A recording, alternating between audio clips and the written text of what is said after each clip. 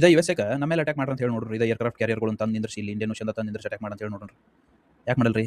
ಯಾಕಂದ್ರೆ ನಮ್ಮ ಹತ್ರ ಎಲ್ಲ SHM ಐತಿ. ಇದಾಗ ಹೇಳಿದ್ರಿ ನಿಮ್ಗೆ ಏರ್ಕ್ರಾಫ್ಟ್ ಕ್ಯಾರಿಯರ್ ಕಿಲ್ಲರ್ ಅಂತೇಳಿ. ಇದ್ರ ಇಂಪಾರ್ಟೆನ್ಸ್ ಈಗ ತಿಳ್ಕೊಳ್ಳೋಣ. ಈ ಎಕ್ಸಾಂಪಲ್ ಈಗ ತಗೋರಿ, ಇದು ಇಂಡಿಯನ್ ಕೋಸ್ಟ್ ಲೈನ್ ಇದು. ಈ SHM ಬಗ್ಗೆ ತಿಳ್ಕೊಳ್ಳೋಕ್ಕಿಂತ ಮುಂಚೆ ನಮ್ಮ ಹತ್ರ ಇನ್ನೊಂದು ಬ್ರಹ್ಮೋಸ್ ಅನ್ನೋದು ಒಂದು ಮಿಸೈಲ್ ಐತ್ರಿ. ಇದು ನೀವು ಆಪರೇಷನ್ ಸಿಂಧೂರ್ ಟೈಮ್ದಾಗ ಕೇಳಿರ್ತೀರಿ, ಬ್ರಹ್ಮೋಸ್ ಹಂಗೆ ಹೊಡಿತು ಪಾಕಿಸ್ತಾನದವ್ರು ಹಿಂಗೆ ಹೊಡಿತು ಅಂತೇಳಿ. ಇದ್ರ ಇಂಪಾರ್ಟೆನ್ಸ್ ಏನಂದ್ರೆ ಇದ್ರದ್ದು ರೇಂಜ್ 300 ಕಿಲೋಮೀಟರ್. ಅಂದ್ರೆ ಇಲ್ಲಿಂದ ಇಷ್ಟು ನಮ್ಮ ಇಂಡಿಯನ್ ಕೋಸ್ಟನ್ನು ಡಿಫೆಂಡ್ ಮಾಡ್ಕೋಬೋದು. ಇದು ಬ್ರಹ್ಮೋಸ್ 300 ಕಿಲೋಮೀಟರ್ನ ಡಿಫೆಂಡ್ ಮಾಡ್ಕೋಬೋದು.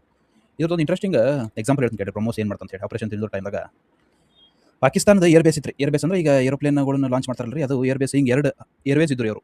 ಇಲ್ಲಿಂದ ಈಚೆ ಕಡೆ ಸೈಡಿಂದ್ರೂ ಏರೋಪ್ಲೇನ್ ಬಿಡಬೇಕಾಗಿತ್ತು, ಈಚೆ ಕಡೆ ಸೈಡಿಂದ್ರೂ ಏರೋಪ್ಲೇನ್ಗಳನ್ನು ಲಾಂಚ್ ಮಾಡ್ಬೋದಾಗಿತ್ತು ಅವ್ರು ಎಲ್ಲ 4 ಸೈಡಿಂದ. ನಮ್ಮ ಬ್ರಹ್ಮೋಸಿಗೆ ಟಾರ್ಗೆಟ್ ಕೊಟ್ಟು ಬಿಟ್ಟರೆ ಏನು ಮಾಡ್ತೀವಿ ಗೊತ್ತೇನ್ರಿ? ಎಕ್ಸಾಕ್ಟ್ಲಿ ಇಲ್ಲಿ ಸೆಂಟರ್ ಹೋಗಿ ಓಡಾಯಿಸ್ಬಿಡ್ತಾರೆ. ಈಗ ಏರೋಪ್ಲೇನ್ ಹೆಂಗೆ ಲಾಂಚ್ ಮಾಡ್ತಾರೆ ಇವರು? ಇಷ್ಟು ಎಕ್ಯುರೇಸಿ ಇದೆ ಬ್ರಹ್ಮೋಸದ್ದು. ಅದ್ರ ಪ್ರಾಬ್ಲಮ್ ಏನು? ರೇಂಜ್ ರೀ 300 ಕಿಲೋಮೀಟರ್ ಅಷ್ಟೇ ಐತ್ರಿ ಇದು. ಅಂದರೆ ನಾವು ಇದು ಬ್ರಹ್ಮೋಸಿಂದ ಭಾಳ ಆದ್ರೆ ನಮ್ಮ ಕೋಸ್ಟ್ ಲೈನಿಂದ 300 ಕಿಲೋಮೀಟರ್ ಒಳಗೆ ಯಾವುದೋ ಒಂದು ಶಿಪ್ ಬಂದರೆ ಏನೋ ಬಂದರೂ ಪ್ರೊಟೆಕ್ಟ್ ಮಾಡ್ಬೋದು ರೀ. ಅದ್ರ ಸಂಬಂಧ ನಮಗೆ ಏನು ಬೇಕಾಯ್ತು? ಇದಕ್ಕಿಂತ ಲಾಂಗ್ ರೇಂಜ್ ಮಿಸೈಲ್ ಬೇಕಾಯ್ತು. ಅದ್ರ ಸಂಬಂಧ ನಾವೇನು ಮಾಡಿದ್ವಿ ಅಂದ್ರೆ LRSHM ಅಂದ್ರೆ ಇದು ಏನು ಫುಲ್ ಫಾರ್ಮ್ ಲಾಂಗ್ ರೇಂಜ್ ಆ್ಯಂಟಿ ಶಿಪ್ ಮಿಸೈಲ್, ಹೈಪರ್ಸೋನಿಕ್ ಮಿಸೈಲ್ ರೀ ಇದು. ಇದ್ರದ್ದು ರೇಂಜ್ ಗೊತ್ತೇನ್ರಿ? 1500 ಕಿಲೋಮೀಟರ್ ಐತ್ರಿ ಇದ್ರ ರೇಂಜ್. ಅಂದ್ರೆ ಆಲ್ಮೋಸ್ಟ್ ಇದು ಇಂಡಿಯನ್ ಓಷನ್. ಇನ್ನು ಇಂಡಿಯನ್ ಓಷನ್ ಪೂರ್ತಿ ಡಾಮಿನೆನ್ಸ್ ನಮ್ಮ ಇಂಡಿಯಾದ ಇರುತ್ತೆ ಅಕಸ್ಮಾತ್ LRSHM ಇಂತ್ರ. ಈಗ ಇಮ್ಯಾಜಿನ್ ಮಾಡ್ಕೊರಿ, ಇಲ್ಲಿಂದ ನಮ್ಮ ಇಂಡಿಯಾದ ಕೋಸ್ಟ್ ಇಂತ್ರ ಲಾಂಚ್ ಮಾಡಿದ್ರೆ ಈ ಇಂಡಿಯನ್ ಓಷನ್ದಾಗ ಯಾವ್ದು ಬೇಕಾದ ಏರ್ಕ್ರಾಫ್ಟ್ ಕ್ಯಾರಿಯರ್ ಇದ್ರು ಹೊಡಿತೈತ್ರಿ LRSHM. ಮತ್ತು ಎಂಥ ಸ್ಪೀಡ್ ಅಂದ್ರೆ ರೇಡಾರ್ಗಳಿಗೂ ಡಿಟೆಕ್ಟ್ ಮಾಡೋಕ್ಕಾಗಿರ್ಬೋದು ಅಂಥ ಸ್ಪೀಡ್ ಐತ್ರಿ, ಹೈಪರ್ಸೋನಿಕ್ ಸ್ಪೀಡ್ ಐತ್ರಿ ಇದು. ಇಷ್ಟ ಅಲ್ರಿ LRSHM ಈಗ ನೀವು ಅಂಡಮಾನ್ ನಿಕೋಬಾರ್ ಇಲ್ಲ ಐತೆ ಅನ್ಕೊಳ್ರಿ. ಇಲ್ಲಿಂದ ಬಿಟ್ಟರೆ ಸೌತ್ ಚೈನಾ ಸೀ ಮಟ್ಟ ಹೋಗುತ್ತೆ ಇದು. ಅಂದ್ರೆ 15 ಕಿಲೋಮೀಟರ್ ಸೌತ್ ಚೈನಾ ಸೀ ಒಳಗೂ ಡಾಮಿನೇಷನ್ ಮಾಡ್ಬೋದು ರೀ LRSHM. ಈಗ ಗೊತ್ತಾತಲ್ರಿ ನಿಮ್ಗೆ?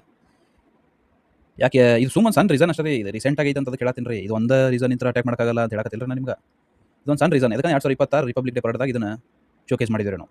ಗೊತ್ತಾತ್ರೆ? ಇದನ್ನು ಎಂಥ ಫ್ರೆಂಡ್ಗೆ ಶೇರ್ ಮಾಡಿ ಗೊತ್ತೇನ್ರಿ? ಈಗ ಹೇಳ್ತಿರ್ತಾರೆ ನೋಡಿ, ದೊಡ್ಡ ಮಾತಾಡ್ತಾರೆ ನೋಡಿ ಬಜೆಟ್ ಆದಮೇಲೆ. ಏನು ಸುಮ್ಮನೆ ಬಿಡೋ ಮರ ಇಂಡಿಯಾ ಡಿಫೆನ್ಸ್ ಮೇಲೆ ಖರ್ಚು ಮಾಡ್ತೈತಿ, ಈ ಸುಮ್ಮ ಎಜುಕೇಷನ್ ಅಥವಾ ಎಂಪ್ಲಾಯ್ಮೆಂಟ್ ಖರ್ಚು ಮಾಡಿದ್ರೆ ಇನ್ನೂ ಹೆಲ್ಪರ್ ಆಗತ್ತೆ. ಸುಮ್ಮನೆ ಡಿಫೆನ್ಸ್ ಮೇಲೆ ಖರ್ಚು ಮಾಡೋದು ಅಂತ ಹೇಳಿ ಭಾಷಣ ಬಿಗಿತಿರ್ತಾರೆ ಗೊತ್ತೇನ್ರಿ? ಅಂಥವ್ರಿಗೆ ಕಳಿಸಿದ ವಿಡಿಯೋ. ಈಗ ಬರೀ ಏನದು ಇಂಡಿಯಾ ಇಸ್ ಸೇಫೆಸ್ಟ್ ಕಂಟ್ರಿ ಅಂತ ಸ್ಟೇಟಸ್ ಹಾಕೋದಲ್ಲ, ಡಿಫೆನ್ಸ್ ಮೇಲೆ ಇನ್ವೆಸ್ಟ್ ಮಾಡೋದ್ರಿಂದ ಇಂಡಿಯಾಕ್ಕೆ ಎಷ್ಟು ಲಾಭ ಐತಿ. ಫಸ್ಟ್ ಸೆಕ್ಯೂರಿಟಿ ರೀ, ಆಮೇಲೆ ಎಂಪ್ಲಾಯ್ಮೆಂಟ್, ಆಮೇಲೆ ಎಜುಕೇಷನ್ ರೀ. ಇದನ್ನು ಅಂಥವ್ರಿಗೆ ಶೇರ್ ಮಾಡಿರಿ. ಹಿಂಗೆ ಇಂಟ್ರೆಸ್ಟಿಂಗ್ ವೆಪನ್ಸ್ ಬಗ್ಗೆ, ಆಮೇಲೆ ಇಂಡಿಯನ್ ಡಿಫೆನ್ಸ್ ಎದಕ್ಕೆ ಸ್ಟ್ರಾಂಗ್ ಐತಿ, ಬ್ರಹ್ಮೋಸ್ 2 ಬಗ್ಗೆ ಹೇಳಿ ತಿಳ್ಕೊಂಡ್ರಿ.